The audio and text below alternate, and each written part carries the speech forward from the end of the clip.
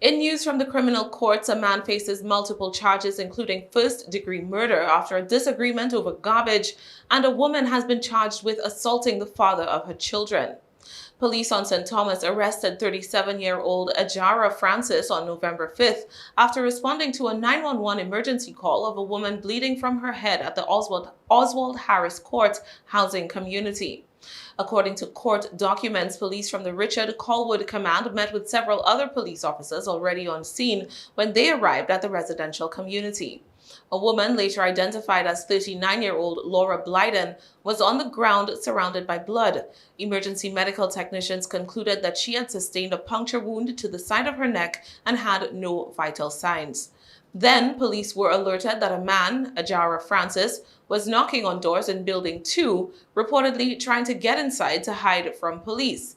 VIPD officers arrived at Building 2 to find Francis, who they identified through previous contact, alone in the stairwell with blood covering his hands and blue jeans. He told police that he got cut and needed to go to the hospital. Instead, he was detained and transported to the Richard Colwood Command, where he was met by detectives of the Major Crimes Unit. He reportedly told those detectives that the dead woman was grown and should pick up her garbage instead of sweeping it in front of his doorway.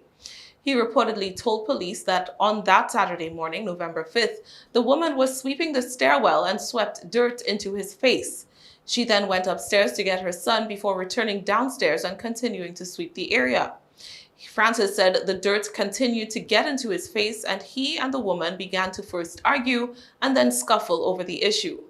Francis said that he punched Blyden in her face, and after she fell down, he ran across the building too. He told detectives that he was scared for his life, so he knocked on a friend's door in an effort to get help. Meanwhile, the forensics team processing the crime scene found the blade of a knife approximately 6 inches long under the victim's head, covered in her blood. A search of Francis yielded what appeared to be a yellow plastic knife handle in Francis's left rear pants pocket. Authorities also took note of a laceration to his left thumb. After he provided his statement to detectives, Francis was arrested and charged with first-degree murder, assault in the first degree, assault in the third degree, and use of a dangerous weapon during the commission of a crime of violence. A psychological evaluation was also ordered to be conducted. In court on Monday, a judge ruled that Francis be allowed to post 10% of his $500,000 bail requirement to secure his release. He must, however, first obtain a suitable third-party custodian other than his mother, and if released, will be subject to electronic monitoring. Francis will need to report to the probation office twice a week and will not be allowed to obtain a passport. He must also surrender his Virgin Islands driver's license. He is to have no contact with the victim's family or any other witnesses in the matter. Francis is not permitted to possess a firearm, ammunition, or a dangerous weapon, and his psychological evaluation must be completed within the next 45 days. His next court appearance is November 23rd. Meanwhile, 30-year-old St. Thomas resident Kimika Mahoney was also arrested on November 5th for allegedly assaulting her children's father. Police responded to reports of a physical altercation, and when they arrived at the apartment of her children's father, they found him and Mahoney there. The two share 3 children, but the children have been living with their father for several years. The man said that Mahoney had come over to spend time with the children on November 4th and left his residence around 9 p.m. that day. He did not expect her to return as she resides elsewhere. However, later that night, he said he woke up to a light on in the bathroom and found Mahoney inside. The man said he asked why she was in his apartment and how she had gotten inside since he had not given her a key. He told police that he took his son's keys away from Mahoney and began asking her to leave. Police heard that Mahoney ignored his requests and began walking around the apartment, packing up things belonging to the victim.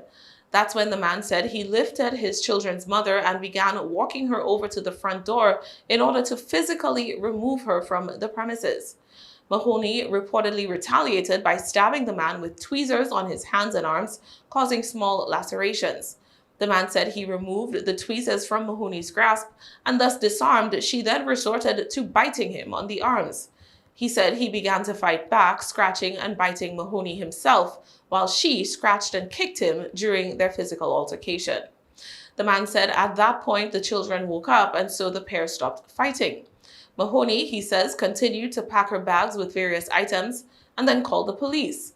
When they arrived, the man told them that he had not given Mahoney permission to use their son's keys and that he did not want her to leave with the children at this time.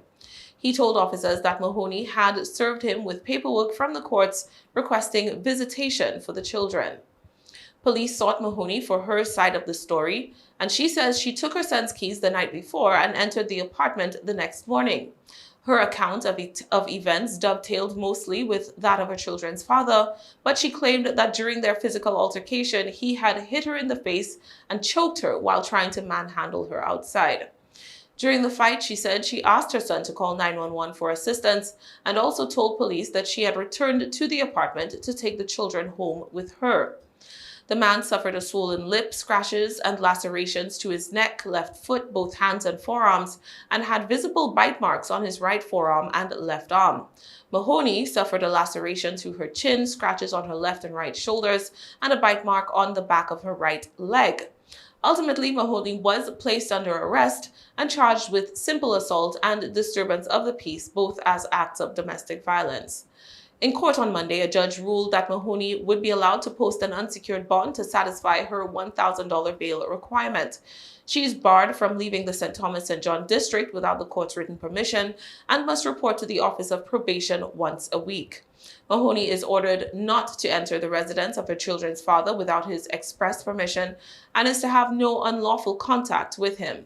She's also to stay at least 20 feet away from him as well. Mahoney is not permitted to possess a firearm, ammunition, or dangerous weapon, and her next court appearance is also on November 23rd.